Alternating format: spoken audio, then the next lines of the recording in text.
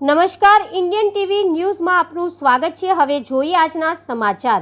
ધોળકા ખાતે ગાંધી જયંતિ નિમિત્તે ગાંધીજીની પ્રતિમા ખાતે પુષ્પાંજલિ કાર્યક્રમ યોજાયો। આજે રાષ્ટ્રપિતા મહાત્મા ગાંધીની જન્મ જયંતિ નિમિત્તે તેઓને પુષ્પાંજલિ અર્પણ કરવાના કાર્યક્રમ ધોળકા ખાતે મલાવ તળાવ બગીચામાં આવેલી ગાંધીની પ્રતિમા ખાતે યોજાયો હતો। ધોળકા નગરપાલિકા દ્વારા આયોજિત આ પુષ્પાંજલિ કાર્યક્રમમાં ધોળકાના ધારાસભ્ય કિરીટસિંહ ડાભી, ધોળકા નગરપાલિકાના પ્રમુખ અશોકભાઈ મકવાણા, કારોબારી ચેરમેન કિંજલબેન જોશી, પૂર્વ ધારાસભ્ય કાંતિભાઈ લકુમ, શહેર ભાજપ પ્રમુખ રાજુભાઈ દેસાઈ, કાઉન્સિલરો, સંગઠનના હોદ્દેદાર અને નગરપાલિકાના કર્મચારી હાજર રહ્યા હતા અને બાપુને પુષ્પાંજલિ અર્પણ કરી હતી।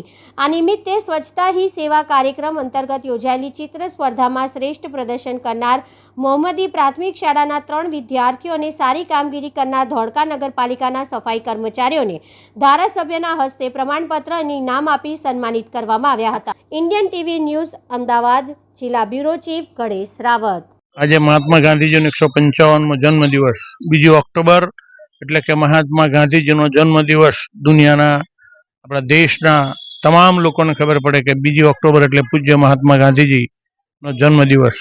જેમને પિતાનું બિરુદ મળ્યું છે એવા આપણા મહાત્મા ગાંધીજી આપણા દેશના આઝાદી માટે એમણે જે ચળવળ શરૂ કરેલી અને એમણે આપણા દેશને એક પૂતળી અને એક લાકડી લઈ અને દેશના અહિંસાના માર્ગે બિલકુલ હિંસા કર્યા વગર જે આઝાદી મેળવી એ ખરેખર ખૂબ મોટી વાત છે।